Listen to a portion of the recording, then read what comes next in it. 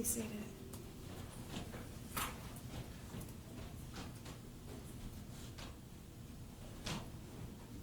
Ambulance for people are weighing in as well. And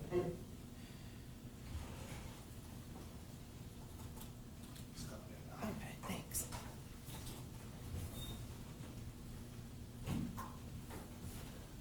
Afternoon, Your Honor. Good afternoon, sir. Do we need a minute, or are we ready to go? I think we're ready. All right, let's do it. Do we have a prosecutor or no? We do. Okay. We do. yes, I'm here. Okay, just want to make sure everybody can hear everybody. We're on the record in case number 25-1068 FY People versus Charla Pendergrass. Good afternoon, Your Honor. I have the reason 75788 on prosecution. And good afternoon, Your Honor. For the record, Terry Johnson, P70773, on behalf of Ms. Charla Pendergrass, who is present and seated in the jury box. All right. With regard to the charges, counsel, do you wish the court to read on the record what the charges are? I have not seen them, Your Honor, and if the court would like, I can approach and glance at them, or whatever the court's pleasure is. I'll read. Thank you, Your Honor. It's alleged between the dates of April 5th, 2025 and April 24th, 2025 in the city of Inkster in count one, that the defendant is being charged with one count of lying to a police officer in a violent crime investigation. It's alleged that after being informed by Agent Christopher Steigel, Federal Bureau of Investigation, that the officer was conducting a criminal investigation, that the defendant did knowingly and willfully make a statement or statements to the office that she knew were false or misleading regarding the following material fact or facts relating to the investigation that London Thomas left 27262 Carlisle, Inkster, Michigan at 7 a.m. on April 5th, 2025 on foot through the front door, alive and well. And the officer was conducting a criminal investigation for kidnapping/homicide. That's a felony punishable by up to 4 years in prison and or a $5,000 fine. That concludes the reading of the charges. Thank you, Your Honor. With that being said, we will enter a plea of not guilty before this honorable court. All right, the court will enter a plea of not guilty on behalf of the defendant as to bond. Your Honor, my client is a lifelong resident, actually, of Wayne County, born and raised here in the city of Inkster. She is not a flight risk. Her family still lives here. Her grandmother and grandfather, who are residents of the city of Inkster, we'd be asking for some type of personal bond in this matter, Your Honor, with the standard conditions. All right, on behalf of the people? On behalf of the people, Your Honor, the people would be seeking a high cash bond with a GPS header. We would be requesting no contact with the London Thomas's family nor any other witnesses in the kidnapping and or homicide investigation into the death of London Thomas. We would also be asking if the defendant has a passport, to surrender that passport to the investigating authorities. Your Honor, with regard to the residency as outlined by defense counsel, Ms. Pendergrass has had an address outside of Wayne County in the city of Clawson since 2001. Regarding her being a flight risk, the people are concerned about flight, which is why we're asking for a tether. Ms. Pendergrass was set to turn herself into authorities late last week. Instead of going to the police station, she stopped the car that she was in, got out, and attempted to flee the area on foot. She was then later apprehended by police. Earlier today, we were in front of Judge Knapp with regard to a motion that Mr. Johnson had filed. Mr. Johnson indicated to the court that Ms.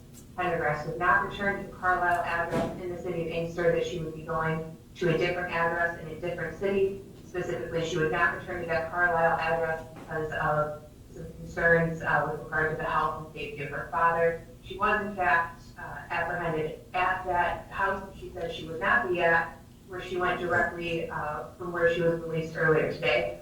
People have a concern for flight, and with regard to the high cash bond, people are asking for a high cash bond. Ms. Pendergrass has access to multiple properties, multiple vehicles. She also is, to my understanding, has access to a large family trust.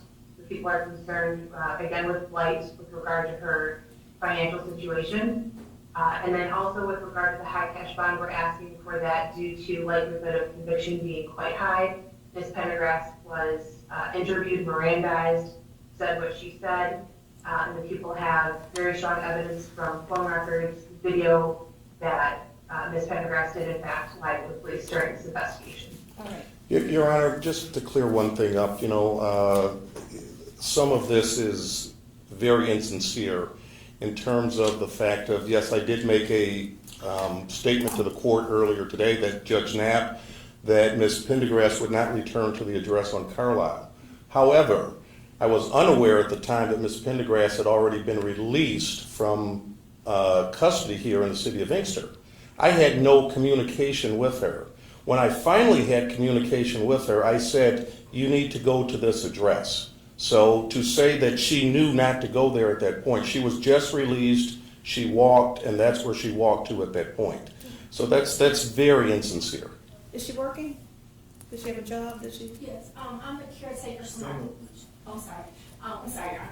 I'm the caretaker for my grandparents. They need 24-hour care. Jalen and I are helping them along with a few different caregivers.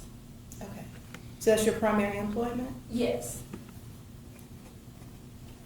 And again, Your Honor. My grandfather can't walk, and my grandmother is very sick, so. All right. And Your Honor, this is a 4-year felony, and if they have, other charges or other things that they're worried about, again, as the court is aware, I did file a writ because of the people's actions of detaining my client all this time, and they still haven't come up with anything but this one charge.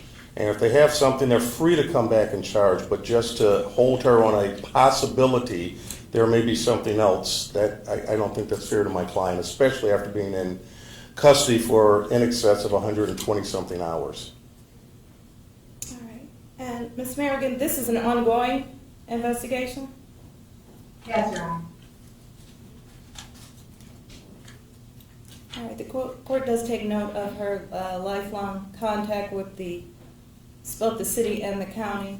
I do have concerns with regard to her being a flight risk, as well as the strength of the case. The court did swear out the warrant and heard additional facts, and so the court has those concerns. And for those reasons, the court will set a bond of $50,000 cash, surety, GPS tether, if released. No contact of any kind with any witnesses. She's to surrender a passport if she has one. She may not leave the state of Michigan without permission of this court. She may not be in possession of any weapons or ammunition. And she's going to be living at in another city if she's released? Yes, Your Honor, and that I have provided that address to the people as well as the detective from Michigan State Police. All right. I can provide it to the court if the court would like off the record. No, as long as the parties that need it have it. Thank you, Your Honor. All right. Anything else for the record? Your Honor, PCC? We're going to do that. I guess I was asking Ms. Merrigan, did I impose the conditions that you requested?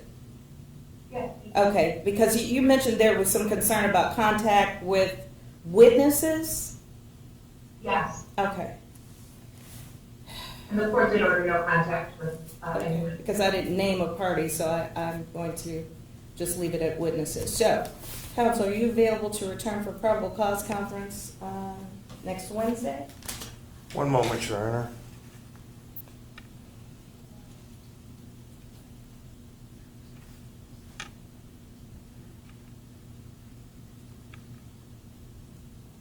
That'd be in the morning, Your Honor? Yes, sir. 9 a.m.